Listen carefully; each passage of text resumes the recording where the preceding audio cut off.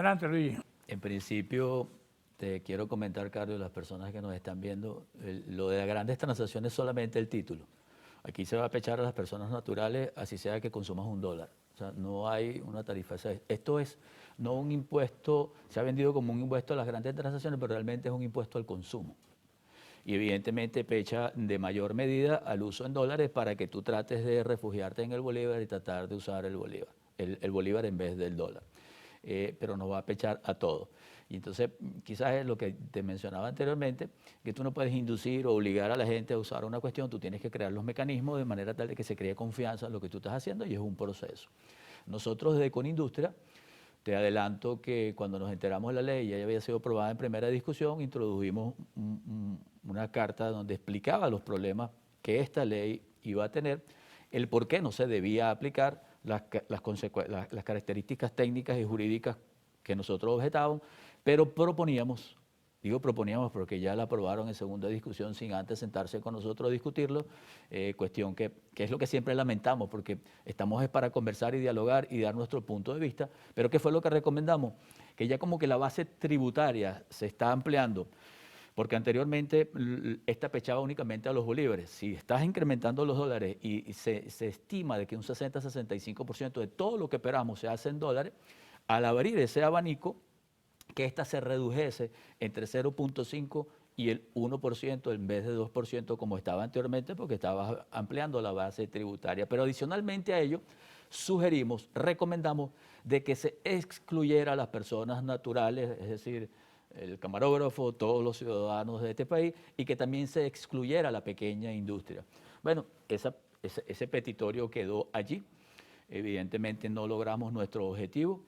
Y tenemos un nuevo impuesto, básicamente lo que quisiéramos llevarlo, y no es a las grandes transacciones, sino es al consumo realmente, y pecha en mayor proporción a, ¿Por qué los al consumos en consumo? dólares. ¿Por qué al consumidor? Porque tú vas a comprar, así sea $1 en el supermercado, y cuando pagas vas a tener que pagar el impuesto por esa transacción que estás haciendo. O sea, no es por el débito bancario solamente, sino al pagarlo en efectivo, lo vas a pagar y va a fungir como agente de retención el supermercado en ese pago que hagas. Es decir, nos está afectando a todos. Una cosa, alguien me preguntó si las cuentas bancarias que el pequeño consumidor, el pequeño ahorrista tiene en los bancos van a sufrir esos impuestos. El problema es que ese impuesto, Carlos, porque es pernicioso, porque en primer lugar no se puede descontar del impuesto sobre la renta, en segundo lugar no mide quién puede pagarlo y quién no, es un impuesto como obligado, así des mucha renta o no, por eso es que es un impuesto al consumo, pero es un impuesto de una gran recaudación, y es un impuesto que, bueno, hace flujo de caja al gobierno. Pero fíjate que esto contrasta con lo que te estaba diciendo originalmente. Por un lado, todas las personas naturales, jurídicas y el empresario, la producción nacional, todos los días tienen un nuevo impuesto, pero por otro lado las importaciones siguen exoneradas de impuestos. Nosotros generamos empleo, generamos bienestar, y por otro lado, lo que viene de otros países todavía, y hasta el 31 de marzo sigue en vigencia una ley que tiene ya 4 años, va a cumplir 4 años, y entonces va en detrimento de la producción nacional, generación de empleo y recuperación del poder adquisitivo. Lo que yo te decía, por ejemplo, ¿qué debe esperar el consumidor para ver si puede ahorrar, puede comprar, no puede comprar? ¿Cuál es tu apreciación? Yo creo que esta ley, lejos de lograr ese objetivo, en principio afecta al bolsillo del venezolano, es inflacionaria. Quisiéramos que se revisase, al igual que otras leyes que han estado saliendo, que ¿Cuál es la revisión puntual que ustedes quieren? Quisiéramos, lo que te estoy diciendo, lo que dije anteriormente, puntualizarlo, es que se disminuyese ese impuesto entre el 0.5 y el 1% y que abriese el abanico, y que se eliminase de ese impuesto a las personas naturales y a las pequeñas industrias, porque afecta directamente a su bolsillo, afecta al poder adquisitivo. Y lo que se trata es de recuperar la actividad económica. Aquí ha ocurrido algo, Carlos, es que la actividad económica cayó un 80% aproximadamente. Cuando cae la actividad económica de 80%, pues caen los ingresos del Estado producto de los mismos impuestos. Claro. ¿Qué es lo que aquí se ha hecho? Es elevar las tasas en todos los niveles de manera tal de compensar esta caída. Pero ese no es el camino. El camino es producir, generar empleo, ser más productivo y ver cuáles son todos los problemas que tenemos. Si bien hay algunas medidas que si la pones en una balanza han ido a favor de lo que hemos venido pidiendo, quizás la voracidad fiscal todavía se mantiene y eso hay que revisarlo. Te pongo un ejemplo acá en el estado de Aragua. Hay una nueva ley, ya tiene varios meses de timbres fiscales y tú para sacar un permiso bombero cuando en el año 2021 necesitabas aproximadamente $200, hoy necesitas $120.000. Y eso ocurre aquí en los registros también. Está ocurriendo, bueno, esto es a nivel de la gobernación. Claro. Y entonces, si bien los $200 eran insuficientes, pero no tampoco la monstruosidad de $120.000. Lo mismo ocurre a nivel de la nueva reforma de la ley de los registros y notaría. Evidentemente había que corregir ese problema porque la unidad tributaria estaba desfasada. Y cualquier documento que tú fueses a sacar, había que habilitarlo para que te saliera con todos los costos que eso lleva. ¿Qué fue lo que ocurrió? La ley, en vez de tratar de solucionar este problema, lo que hizo fue elevar las tasas. Entonces aleja a la formalidad de todo lo que queremos hacer al ciudadano, crea una situación de inseguridad jurídica, lo cual va en detrimento de lo que es la confianza, porque todos necesitamos en un momento determinado ir a una notaría a sacar un permiso, a vender un carro, a registrar una compañía, a registrar un acta, y esos valores deben ir acorde con una situación actual de lo que es el país.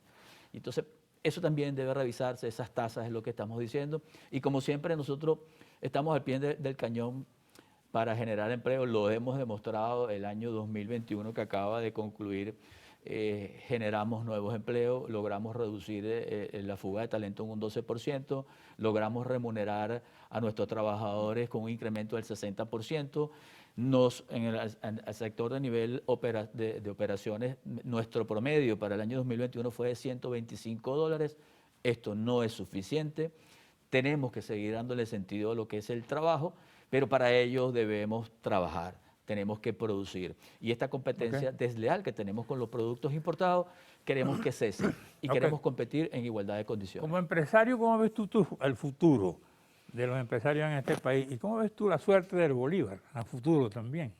Mira, estas correcciones se deben hacer paulatinamente, no se van a corregir de la noche a la mañana. ¿Cómo vemos el futuro de los empresarios? Nosotros hemos venido recorriendo el país, hemos recorrido ya más de 18 estados, muchos de ellos lo hemos duplicado y lo que vemos allí es esperanza, gente trabajando a pesar de no tener combustible, no tener electricidad, a pesar de toda la voracidad fiscal, nos hemos acostumbrado a trabajar y echar para adelante. ¿Cómo vemos el futuro? Nosotros vamos a seguir, Carlos, este país es nuestro, este es el mejor país del mundo. ¿Y los precios van a seguir aumentando?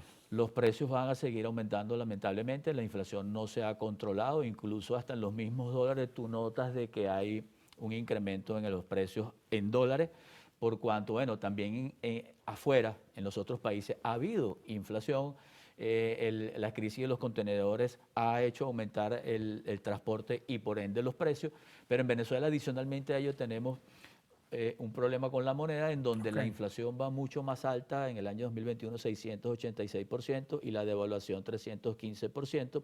¿Qué quiere decir esto? Que también va en favor de la importación en detrimento de la exportación. Entonces, son correctivos que hay que hacer y no hay inmediatez en nada. En esto quiero ser muy enfático, no hay ninguna ley que por sí sola pueda hacer que los correctivos se den. Y las aplicas todas en conjunto y no va a llevar muchos años corregir esto. Si nos mentalizamos a que el crecimiento va a ser pequeño, pero constante en el tiempo, nosotros vamos a lograr recuperar al país. Eso es lo que queremos hacer desde Conindustria, que esto sea factible y generar las políticas públicas adecuadas para que esto se lleve a cabo. Evidentemente, y no para qué negarlo, el país está dolarizado. Me dicen incluso que en los barrios la moneda que circula es el dólar. Ahora, ¿de dónde sale ese dólar? Yo voy a un receso, te pregunto qué es eso.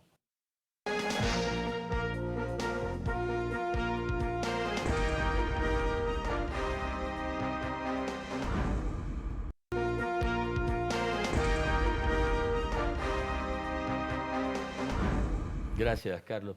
Sí, efectivamente tu apreciación es válida. No solo en los barrios, Carlos, circula el dólar en efectivo y que ahora van a tener que pagar impuestos, sino en diferentes estados. Estuve recientemente en Táchira y ahí circula el peso. El bolívar no aparece para nada. El peso en primer lugar y en segundo lugar el dólar. ¿Y eso por qué? Es una realidad, la gente se refugió en ello por varias situaciones. En primer lugar, recuerda que aquí no había moneda, no había una escasez de moneda en el país, no habían billetes, y si tú querías pagar algo tenías que traer una maleta de billete para poderlo pagar, ¿no? Y era imposible hacer esa operación. No obstante, ahorita se le quitaron unos ceros a la moneda, una reconversión monetaria, pero todavía no hay billetes. Hay gente que no sabe los nuevos billetes que hay. Entonces, ¿cómo te refugias o cómo pagas en bolívares si eso no existe? Y entonces, bueno, una de las maneras que se encontró, bueno, tú a veces con $10 compras o con $1 haces una compra. ¿Quién te le pone el precio al dólar cuando vas a un abasto, por ejemplo? Lo que pasa es que qué consecuencias quizás nos ha traído a veces en pagar en dólares, que pagamos un poco más caro, más costoso las cosas, porque todo te lo llevan a $1, en vez de fraccionarlo, ¿no? Ahí entendemos y hay que hacer un gran esfuerzo y nosotros estamos completamente convencidos y tenemos nuestro corazoncito. Nosotros, la moneda de curso legal es el bolívar y la Constitución así lo dice. Claro. Esto que ocurrió con el dólar fue un refugio. Eso el mismo mercado lo dio y lo llevó allí. Y la gran cantidad de dólares que llegan acá, bueno, todos han hecho un aporte con los dólares. El mismo Estado en muchos de los casos ha pagado en dólares. Y entonces, bueno, eso es lo que está circulando acá y es lo que tiene la gente. Pero también, si tú le preguntas a cualquier trabajador cómo prefiere ser remunerado, él te va a decir que les dé sus dólares porque se siente Ahora, más protegido. la fuente matriz del dólar, de la circulación de Venezuela, ¿qué es? ¿De dónde viene? ¿Viene del lavado? ¿Viene de las ventas? ¿Viene de qué? ¿Cómo Bueno, es? viene desde el principio de las operaciones que se realicen y que han llegado al país, ¿no? Debe haber de todo un poco allí. Y lo cierto es que eso está. Eliminarlo tienes que hacerlo paulatinamente, progresivamente, ¿no? E ir creando confianza en nuestra moneda, que es el bolívar. ¿Tú crees que eso está cerca o está lejos? Lo que pasa es que tenemos un problema y es la inflación. Fíjate que a pesar de haberla reducido y estar en 686%, es la más alta del mundo. Hoy por hoy en Estados Unidos hubo una inflación motivada de las grandes ayudas que se dieron con el COVID y la inflación llegó al 7% al año y ellos están sumergidos en una crisis por 7%. Imagínate nosotros con 686%. No obstante, si se hacen los correctivos necesarios, si se generan más ingresos y también ayudamos a que la industria genere actividad económica, la brecha debería ir disminuyendo y la inflación debería ir disminuyendo. Pero no le puedes torcer el cuello Okay. a la economía porque ella no lo va a dejar torcer. Esta nueva ley de las grandes transacciones posiblemente lo que lleve es a la más informalidad de la economía, porque cuando tú le dices a alguien que va a pagar, la gente se va a refugiar en los informales, de manera tal de que sus ahorros no se le vuelvan agua. Ahora, ¿cómo hace la empresa para enfrentar los contratos colectivos, la contratación, los sueldos a los empleados? Sí, Un empleado que en ese momento el sueldo no equivale a nada, pero que necesita por razones lógicas aumentar sus ingresos. ¿Cómo hacen las empresas que tampoco tienen una fuente segura de ingresos o abundante para cumplir esos compromisos? En primer lugar, hemos hecho un gran esfuerzo a pesar, como te dije anteriormente, de trabajar un 23% de la capacidad instalada. Muchas de las empresas trabajan a pérdida, no han llegado al nivel óptimo o de punto de equilibrio, pero hemos entendido que si no remuneramos a la gente no vamos a poder trabajar. Hemos absorbido esos costos, no se han podido trasladar. Es la respuesta que ¿cómo estamos haciendo? Están Pues perdiendo. Estamos perdiendo porque trabajar un 23% de la capacidad instalada, eso es mentira que cubre todos tus gastos. Hay quizás algunas empresas que son un poco más prósperas que otras, pero otras lo que hemos estado es cubriendo ellos. Y del resto, también nosotros lo que queremos es que se formalice esas remuneraciones que nosotros estamos dando en la actualidad, que una parte la damos en sueldo y otras en bonos.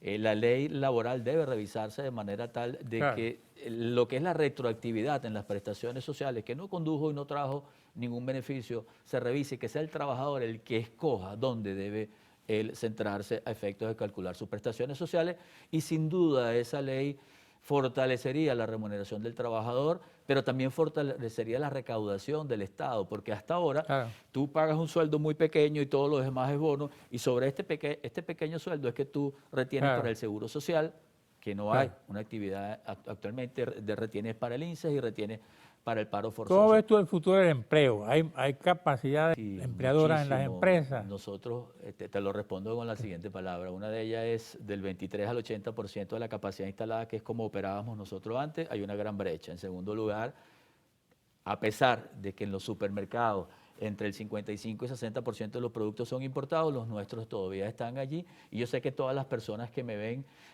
cuando compran un producto hecho por y para venezolanos, en muchos de los casos sienten un gran orgullo, lo que están comprando es de calidad.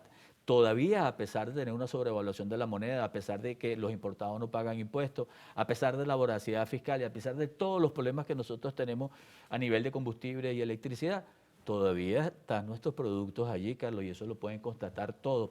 Eso es orgullo venezolano. Lo que tenemos que concientizarnos es de comprar venezolano de manera tal de que se fortalezca el empleo, de que se recupere el poder adquisitivo y produzcamos.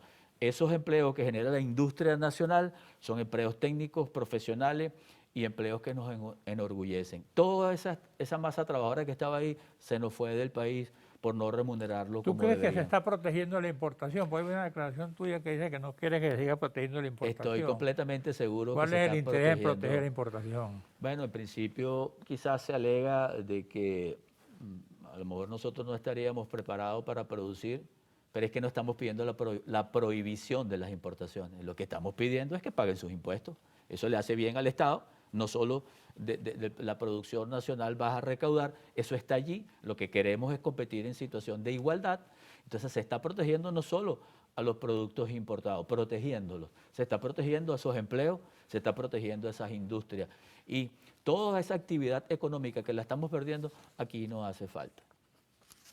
¿Qué otra cosa crees tú que debemos hacer para mejorar las cosas como están? Revisar algunas leyes, entre ellas la ley de costos y precios justos, que está allí, no se ha eliminado y genera Ajá, desconfianza. explícame eso, ¿qué revisión exacta quieren ustedes a la ley de precios justos? ¿Que aumenten los precios? No, es que los precios están aumentando por la inflación. Lo que pasa es que la ley de costo y precios justos, aquella ley en donde tú no podías aumentar los precios porque te necesitabas que se autorizaran o que no podías tener mucho inventario, te crea desconfianza. No se está aplicando, pero está ahí. Quisiéramos que se revisara, como te dije, las leyes laborales, pero también quisiéramos, Carlos, y es para nosotros muy importante, que cualquier ley que se vaya a generar se consulte, y quizás no es la palabra la consulte, pero que sí que se debata con todos los gremios que haya en el país, porque eso no te va a quitar nada, Carlos, más bien te va a ayudar, porque visto de diferentes ópticas, todas esas leyes resultan mejor. Nosotros estamos en la mejor disposición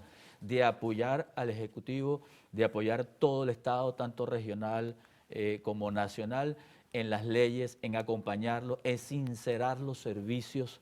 Pero una cuestión muy diferente es sincerar los servicios, Okay. y la otra que se te pretenda pagar por metro cuadrado, como es el caso de la basura, que tenemos ese problema en muchos de los estados, en donde se aplica por metro cuadrado, sin ver si hay Claro. generación de desperdicio, si la industria está Claro. operando y si está operando un 23% Tú de la sabes que ha capacidad aumentado instalada. mucho los comerciantes de calle, lo que llaman los buhoneros.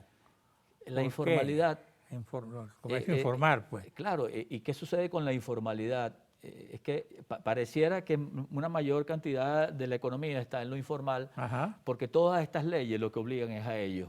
Pero si tú rebajas todos estos impuestos, rebajas la ley de notarías a unas tasas pagables, esta ley de los impuestos a las transacciones o lo que es al consumo que se acaba de aprobar, rebajas la cuestión, incentivas la producción, tú traes esa gran masa que está fuera de la informalidad. Pero ¿cómo vamos?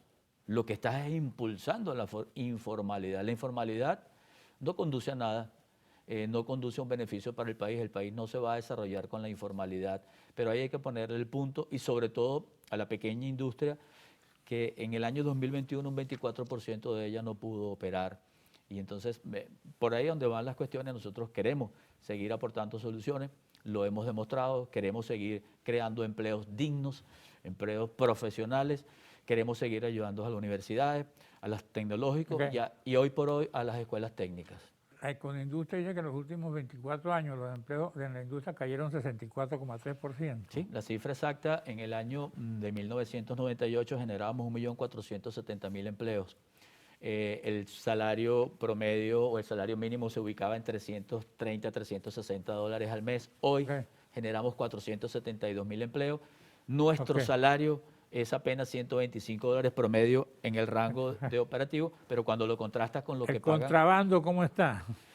ese es otro problema que tenemos, porque no solo los productos importados están entrando sin pagar IVA, arancel ni nada de ello, sino que Ok. también entran sin etiquetaje, sin permiso ¿Tú sanitario. conocías a la diputada esa que agarraron? ¿Qué era lo que andaba No, haciendo? para nada, no la conocía. ¿En qué andaba haciendo ella? ¿En qué andaba ella? No sé No sabes. en Está qué haciendo andaba, no sabes o pero no quieres decirlo. ¿En qué no, andaba para la pobre nada. muchacha? Nosotros lo que sí queremos es que los productos que entren como deben entrar y que compitan con nosotros en Pero en igualdad este de momento están condiciones. entrando como deben entrar. ¿Perdón?